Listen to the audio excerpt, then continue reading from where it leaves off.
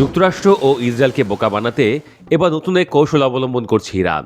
হামলা থেকে বাঁচাতে নিজেদের ভূখণ্ডে নয় বরং অন্য মিত্রদেশগুলোতে অস্ত্র কারখানা খুলছে দেশটি। গত আগস্টের এই চাঞ্চল্যকর তথ্য দিয়েছেন ইরানের প্রতিরক্ষা মন্ত্রী আজিজ নাসিরজাদেহ।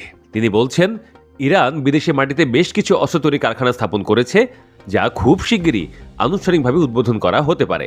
ইসরায়েলের সঙ্গে 12 দিনের যুদ্ধে ইরানের অনেক প্রতিরক্ষা সক্ষমতা ব্যাপকভাবে ক্ষতিগ্রস্ত হওয়ার কয়েক মাসের মাথায় এই ঘোষণা এলো। দীর্ঘকাল ধরেই মিত্র দেশগুলোতেও নিজেদের অস্ত্র সক্ষমতা বিস্তৃত করছে ইরান।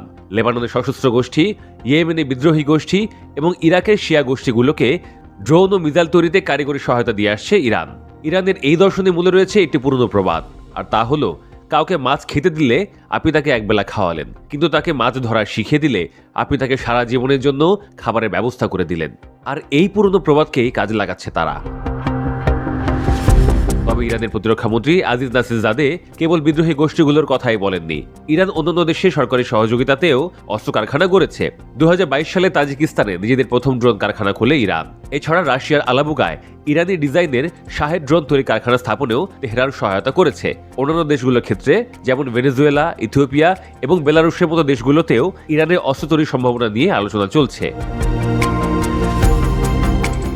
কিন্তু বিদেশি রাষ্ট্রগুলোতে ইরানের অস্ত্র তৈরি কারখানা গড়ার কেন এই উদ্যোগ? বিশেষজ্ঞদের মতে, ইসরায়েল ও আমেরিকার সম্ভাব্য হামলা থেকে নিজেদের অস্ত্র উৎপাদন ব্যবস্থাকে সুরক্ষিত রাখতেই ইরান বিদেশি কারখানা গড়ছে।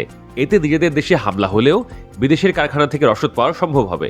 এছাড়া ইরানের ওপর আন্তর্জাতিক অস্ত্র নিষেধাজ্ঞা এবং অবরোধ রয়েছে। বিদেশে কারখানা থাকলে সরাসরি রপ্তানি না করে সেখানে উৎপাদন ও সরবরাহ সহজ হয়। তাছাড়া রাশিয়া ও আফ্রিকার দেশগুলোর কাছে নিজেদের ড্রোন ও সামরিক সরঞ্জাম বিক্রি নিশ্চিত করা এবং গ্রাহক দেশগুলোর সঙ্গে সম্পর্ক মজবুত করাও ইরানের অন্যতম লক্ষ্য বলে মনে করা হচ্ছে। গত যুদ্ধে ইসরায়েলি হামলায় ইরানের বিমান প্রতিরক্ষা এবং ইলেকট্রনিক ওয়ারফেয়ার সিস্টেম ক্ষতিগ্রস্ত হয়েছে। এগুলো মেরামত বা নতুন করে তৈরির জন্য ইরান বেলারুশের সাহায্য চাইছে বলে গুঞ্জন রয়েছে। এছাড়া সুদান, মালি ও নাইজারের মতো আফ্রিকার দেশগুলোতে ইরান ড্রোন কূটনীতির মাধ্যমে নিজেদের প্রভাব বাড়াচ্ছে। সেখানে কারখানা করলে ইরান খুব সহজেই লেবাননের সশস্ত্র গোষ্ঠীগুলোর মতো মিত্রদের কাছে বিকল্প পথে অস্ত্র পৌঁছে দিতে পারবে। বিশেষজ্ঞদের মতে ইরানের উদ্দেশ্য হলো বিশ্বকে জানানো যে যুদ্ধের পরেও ইরান দুর্বল হয়ে যায়নি। তারা তাদের রসদ সরবরাহের পথ এমনভাবে ছড়িয়ে দিয়েছে যা ধ্বংস করা ইসরায়েল বা পশ্চিমাদের জন্য অত্যন্ত কঠিন।